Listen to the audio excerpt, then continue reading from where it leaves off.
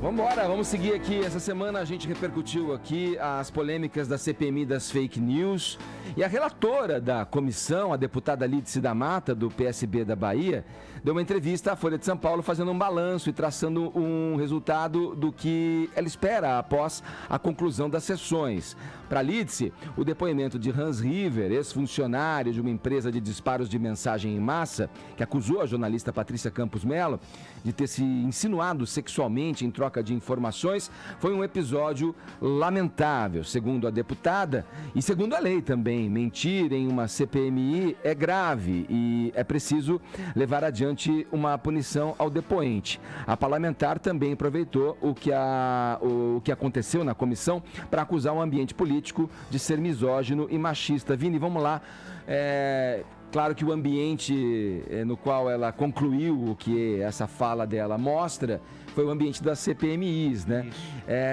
Nessa entrevista ela vai além, ela justifica e enumera outros fatores que confirmariam esse machismo e essa misoginia ali entre os parlamentares? Isso, ela se utiliza muito do que foi falado pelo Hans River e pelo comportamento de outros parlamentares para chegar a uma conclusão aí do que acontece no ambiente da Câmara, do Legislativo e da política como um todo, até porque ela já foi prefeita também, e ela diz que sempre conviveu, de certa forma, com esse machismo. Ela fala muito do Hans, diz que ele já chegou com essa predisposição dentro da CPMI, de fazer essa acusação. Ela fala até em uma orquestração ali entre ele e o deputado Eduardo Bolsonaro para chegar nesse momento de fazer essa insinuação contra a jornalista Patrícia Campos Melo, e alguns colegas de casa, Edgar, acusaram a Lídice de estar muito nervosa aí durante a comissão. E ela fala que isso justamente é um sintoma aí do machismo que está, segundo ela, entranhado e enraizado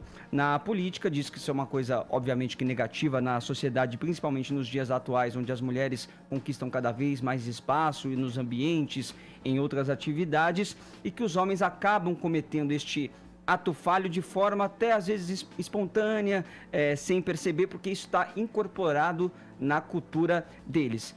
Mas outras vezes fazem com interesse perverso mesmo de desqualificar. E ela até falou que quando ela era prefeita, pela altura dela, ela era chamada de prefeitinha. Aí ela utiliza alguns exemplos, assim, o Francisco Franco lá na Espanha era baixinho também, não era chamado de Franquinho.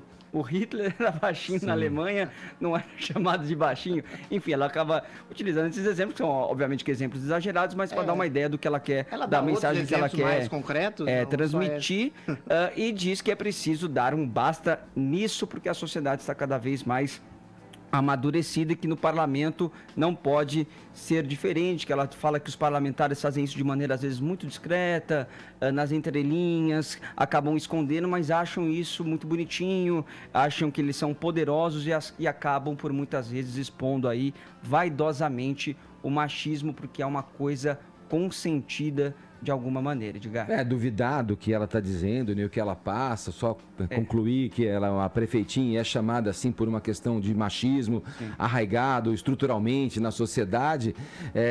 Quem somos nós para dizer o que ela sente ou não, né? O que precisaria para provar, então, que ela realmente é colocada em circunstância dentro do âmbito da profissão dela, machistas, que ela fosse o quê? Acossada, que ela apanhasse, para aí sim a gente aí sim é machismo. Quer dizer, ela fosse xingada, ofendida de maneira literal. Chamar assim de prefeitinha, uma maneira de alguma forma depreciar. Mas pode ser carinhoso também.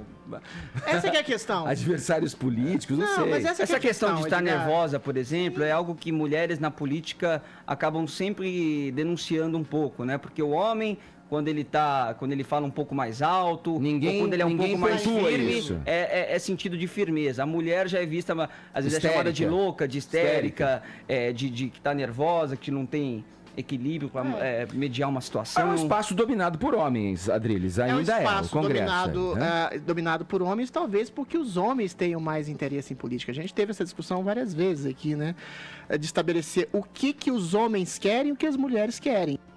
porque as mulheres necessariamente não querem exatamente cargos políticos executivos, porque ela tem prioridades em serem mães, em estabelecerem carreiras para além da capacidade de ser mãe, além do fato delas quererem ter uma vida familiar em consonância com a atividade profissional.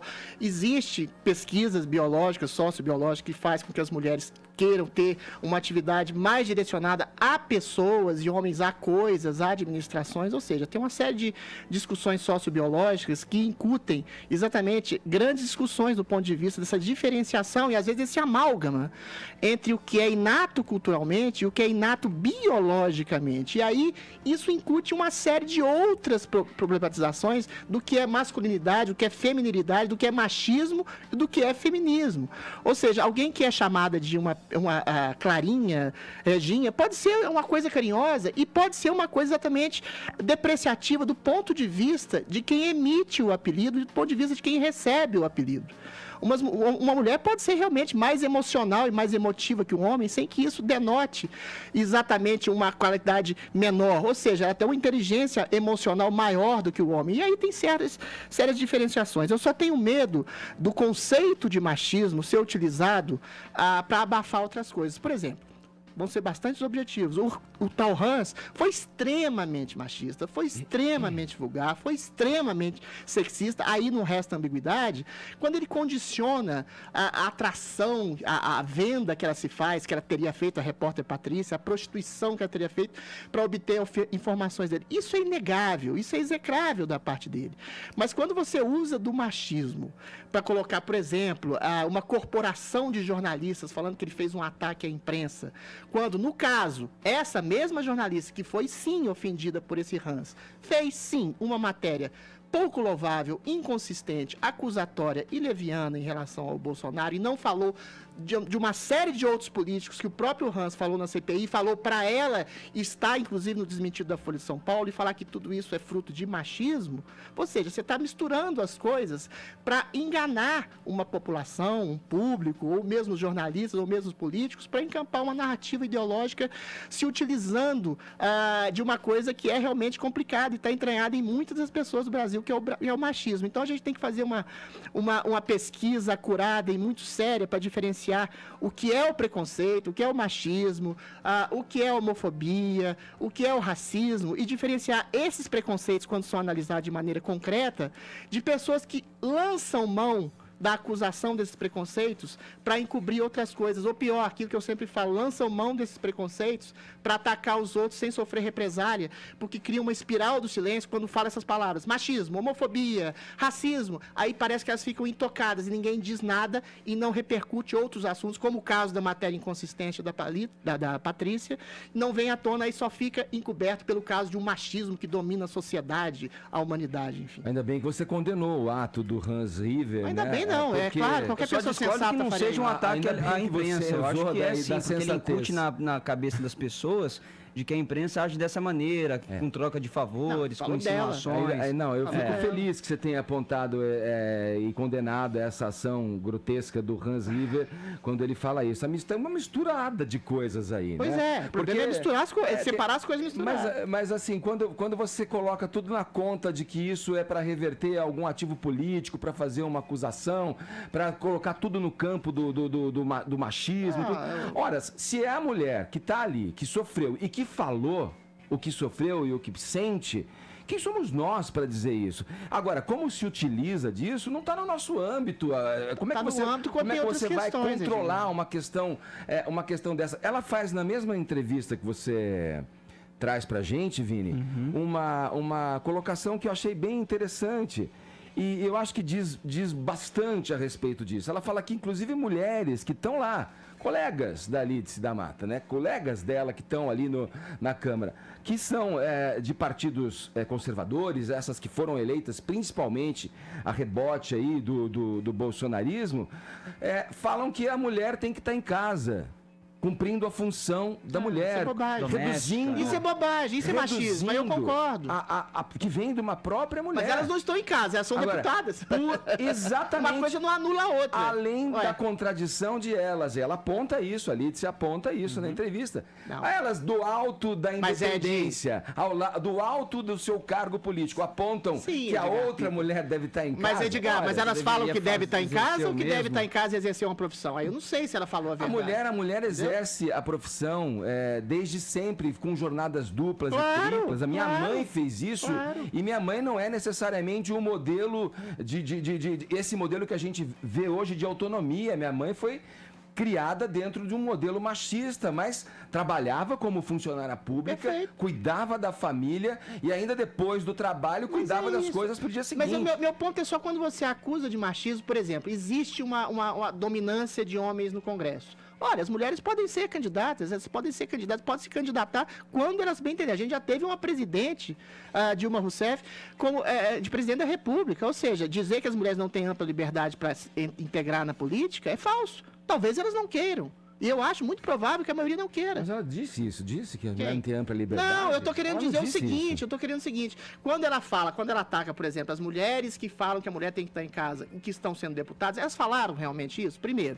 Segundo, as mulheres podem ser donas de casa e ter um cargo de deputado se elas quiserem. Elas podem ser o que elas quiserem. O problema é que você não consegue ser tudo que você quer.